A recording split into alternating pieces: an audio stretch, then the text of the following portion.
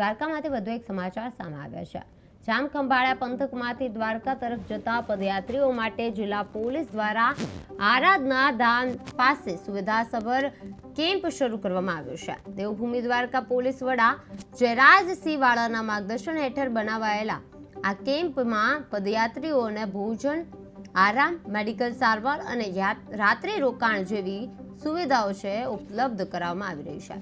હોળી ધૂળેટી તહેવાર નિમિત્તે મોટી સંખ્યામાં જોતા શ્રદ્ધાળુઓને સેવા આપવા પોલીસની જુદી જુદી ટીમો કાર્યરત છે। અધિકારીઓએ વાહન ચાલકો અને પદયાત્રીઓની સુરક્ષા માટે 40 કિલોમીટરની મર્યાદિત ઝડપે સાવચેતીપૂર્વક એ વાહન ચલાવવામાં અપીલ કરી છે। પદયાત્રીઓએ માટે પોલીસનો સેવા કેમ્પ શરૂ કરવામાં આવ્યો છે, જે આરાધના ધામ પાસે કરવામાં આવ્યો છે।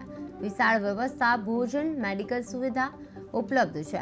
એસપીએ શ્રદ્ધાળુઓ સાથે ભોજન લીધું હતું અને ત્યારબાદ વાહન ચાલકોને 40 કિમી અપીલ કરી હતી। ભોજન, મેડિકલ સુવિધા ઉપલબ્ધ કરવામાં આવી છે। આરાધનામાં ધામ પાસે વિશાળ વ્યવસ્થા છે તે કરવામાં આવી રહી છે।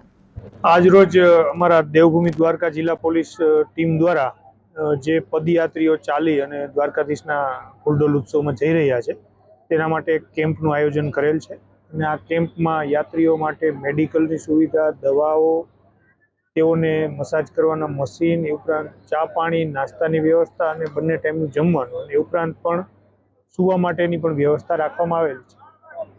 તો વાહન ચાલકોને અમારો એ મેસેજ છે કે આ અઠવાડિયા દરમિયાન તમારું વાહન ખૂબ જ ધીમી સ્પીડમાં 40થી નીચે ચલાવો અને આજુબાજુમાં જે યાત્રિકો પગે ચાલીને જઈ રહ્યા છે એ બાબતે તકેદારી રાખો।